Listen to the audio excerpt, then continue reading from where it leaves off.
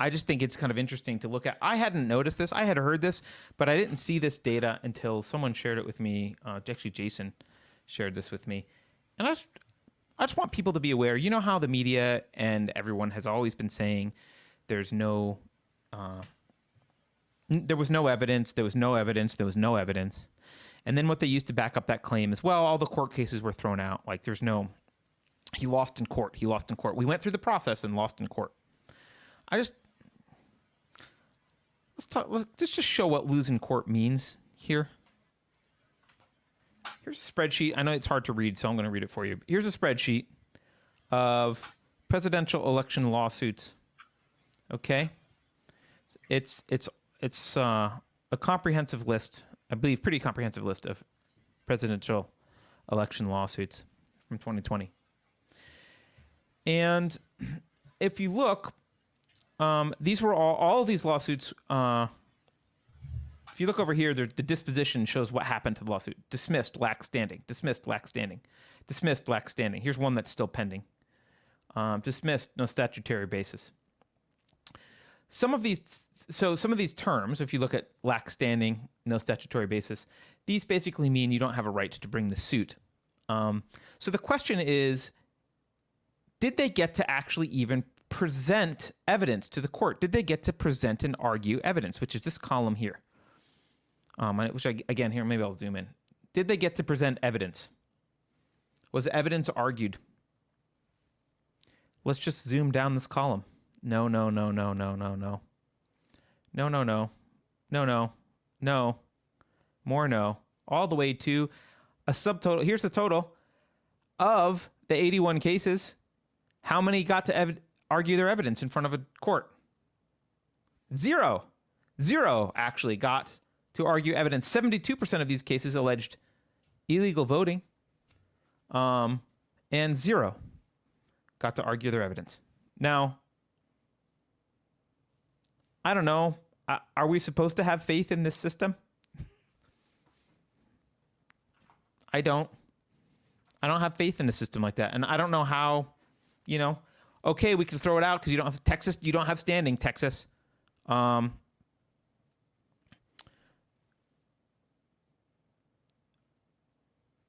The fact that they were able to get away with this, not that I don't know whether there was voting fraud enough to flip the election, but the fact that they were able to get away with this and not bother to look at anything and then make these claims like, well, we went through the process, done. We went through the process. It's all over. You had your day in court.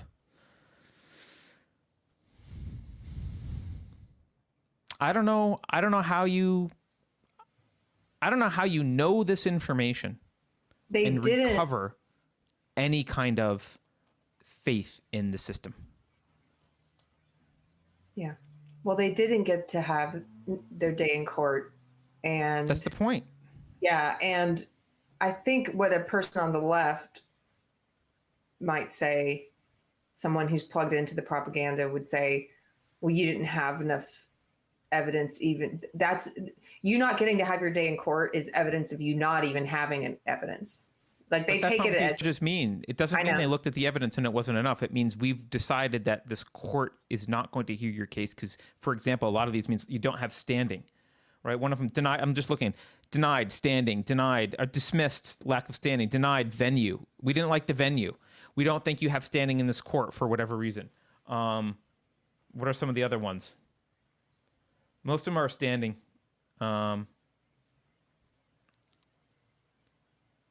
So that means, summarize that. Summarize what that means. Oh, it just means like, for example, it means you weren't harmed, right? So like, if Carrie, if you, I don't know, you harm Tatiana in chat. Sorry for picking on you, Tatiana, but whatever. Carrie harms Tatiana, right? And I go file a lawsuit on Tatiana's behalf against you. The court will be like, well, Carter, you're not involved and you don't have standing to like, Tatiana has to file the lawsuit. You don't have standing. You weren't hurt. You can't just file stuff on behalf of other people, right? But with elections, it's very difficult because anyone who has a vested interest in the outcome of the election should have standing. Like, well, it matters to us that this happened, right? But they get thrown out for lack of standing for whatever reason. And the argument is like, well, didn't harm you. I think that's the argument against Texas. When Texas complained about, who'd they complain about? Georgia and other stuff. They're like, well, Texas, you don't have standing. Of course it harms us. If there was fraud at the... Someone says, go to law school, Carter. I'm not going to go to law school, guys. I'm old. Jesus Christ. If of course we have standing, because if there was fraud in a federal election, it affects all of the states. It affects all of us.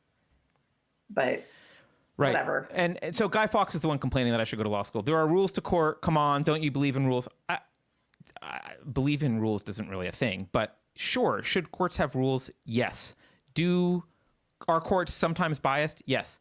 Guy Fawkes also says Trump has access to some of the best lawyers money can buy. The blame is the legal team. Maybe the blame's the legal team. Maybe the legal team just totally sucked. I'm okay with that. My point is, this looks pretty bad, and it's hard to have faith in this system. And there's not a lot of faith in the judiciary for a lot of the public anyway, right? A lot of people look at the judiciary and how they rule on things and question their sanity quite often. So, yeah, maybe they didn't have standing. I don't know. I'm not a lawyer. I don't know how to have filed this, but there ought to be a way to file it, and someone should have listened. I mean, are you saying in 81 cases they all screwed up every time and didn't file proper paperwork? Maybe. But I'm not going to go be a lawyer. No. After all of that, Guy Fawkes says, I am a lawyer and I've lost faith in the system. Okay, well, there you go. there you go. I don't need to go to law school. I'm going to rely on you. You have no faith in the system, and you did go to law school. So, done.